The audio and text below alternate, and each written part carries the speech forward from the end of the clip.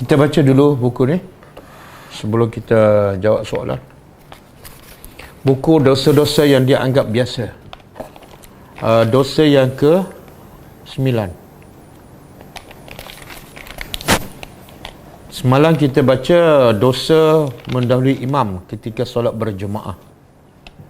Yang ke-9 kata qala al-musannif rahimahullah, qala al-musannif hafizahullah. Yang ke-9, masuk masjid sehabis makan bawang merah, bawang putih ataupun sesuatu yang berbau tidak sedap.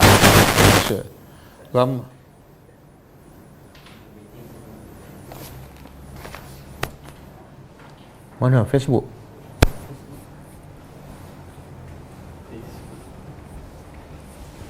Yang mana yang ni?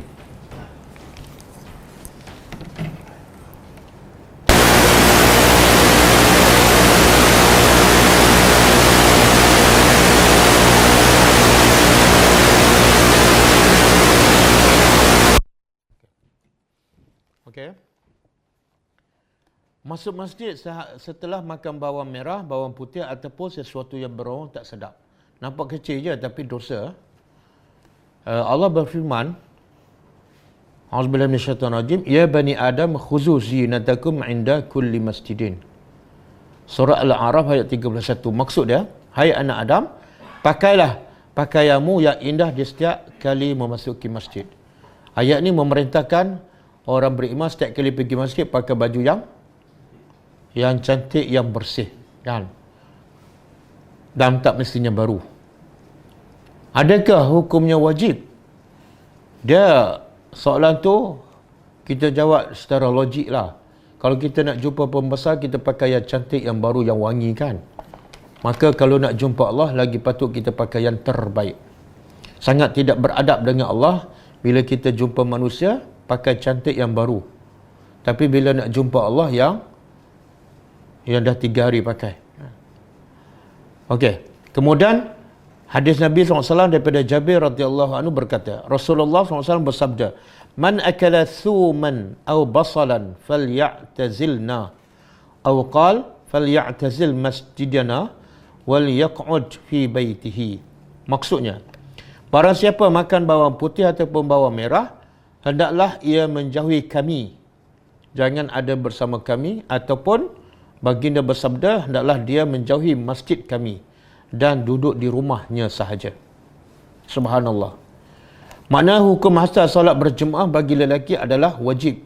Pendapat paling kuat, hukum solat berjemaah bagi lelaki di masjid adalah wajib berdasarkan dalil-dalil yang sahih. Antaranya Nabi nak bakar rumah orang munafik yang tak pergi solat berjemaah. Jadi dalam keadaan tertentu Nabi nak bakar orang tak pergi solat berjemaah di masjid. Tapi dalam situasi yang lain Nabi kata siapa makan bawang jangan pergi pula. Bercanggah kan? Yang tu Nabi perintah wajib sampai nak bakar. Yang ni pula bila makan bawang Nabi kata tak payah pergi, duduk kat rumah aja. Menunjukkan apa tu? Menunjukkan makan bawang sehingga mulut berbau satu dosa besar. Kan? Satu dosa besar. Sampai benda yang wajib pun Nabi kata, okey, kamu tak wajib pergi. Sebab itu dalam mazhab Syafi'i, hukum salat berjemaah fardu kifayah. Tapi Imam Nawawi sendiri mengatakan, walaupun dia fardu kifayah, walaupun pendapat mazhab kami fardu kifayah, tapi ia tetap wajib berdasarkan perbuatan Nabi. Tetapi kewajipan itu gugur bila, kata Imam Nawawi, bila cuaca terlalu panas contohnya, ataupun ada musuh di luar, ataupun makan bawang. Imam Nawawi sebut, bila kamu makan bawang, maka kewajipan gugur. Kewajipan pergi salat berjemaah bagi lelaki gugur. Sebab apa? Sebab kamu buat benda yang menyebabkan menyakiti hati orang lain. Okey. Dia kata, Ustaz, jadi saya tak payah pergi masjid lah, tak berdosa lah sebab saya makan bawang. Itu memang 2 kali dosa. Itu macam Bani Israel, dia hilah kan. Kalau nak makan juga, bukan haram makan bawang. Haram mengganggu orang, menyakiti hati orang. Kalau nak makan juga, pergi solat Jumaat dulu, lepas tu baliklah makan 1 kilo pun. Okey, kemudian dalam riwayat Muslim disebut man akala al-basal was-suma wal-kurras fala yaqrabanna masjidana fa innal malaikata tata'azza mimma yata'azza minhu banu Adam. Maksudnya, barang siapa yang makan bawang merah, bawang putih dan bawang bakung. Ini saya tak tahu bawang bakung apa dia. Bawang bakung. Daun bawang ke? Dia sebenarnya ni, bila kita makan bawang tu berbau. Bila kita makan bawang yang tak masak lah. Tapi kalau dah masak, dah goreng kan, dia tak berbau kan?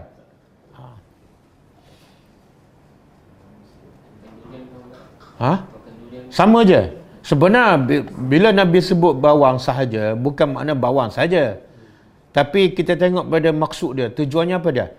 Dia mengganggu orang. Jadi apa-apa saja bau, durian ke, rokok ke, bau badan dia ke, maka dia tak boleh pergi masjid. Sesungguhnya, ini sebab dia. Barang siapa makan bawang merah, bawang putih dan bawang bakung, maka janganlah mendekati masjid kami. Sesungguhnya malaikat merasa terganggu dengan sesuatu yang anak Adam merasa terganggu dengannya. Jadi malaikat ada banyak kat masjid kan. Bila kita makan bawang, dia mengganggu malaikat. Sebagaimana manusia terganggu, malaikat pun terganggu. Ni ramai yang buat korban kan. Yang buat korban, Nabi kata kalau siapa yang ada kemampuan dan tidak buat korban, jangan dekat masjid kami. Jadi dia pun takut dia buat korban. Sebab macam itu amaran Nabi kan. Tapi bila Nabi kata siapa tak pergi masjid aku nak bakar, dia tak pergi juga.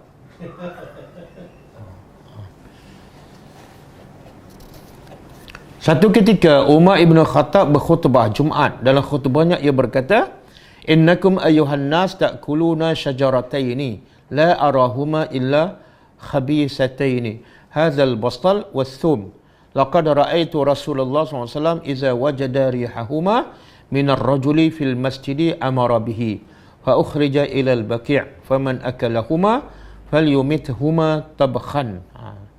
Maksudnya, kata Umar, sesungguhnya kalian wahai manusia telah memakan dua tumbuhan dan aku tidak memandangkan melainkan dua tumbuhan ini adalah sangat keji, sangat jelek, iaitu bawang merah dan bawang putih mentah. Sesungguhnya aku telah melihat Rasulullah SAW apabila mencium bau keduanya daripada seseorang lelaki di masjid, maka baginda memerintahkan orang itu dijauhkan. Lalu dikeluarkan ke bakit. Bakit tahu tak tempat apa? Kubur. Layak orang ni duduk kat kubur. Tak layak duduk di masjid. Maka kata Umar, maka barang siapa yang ingin memakan kedua-duanya, bukan tak boleh makan, boleh.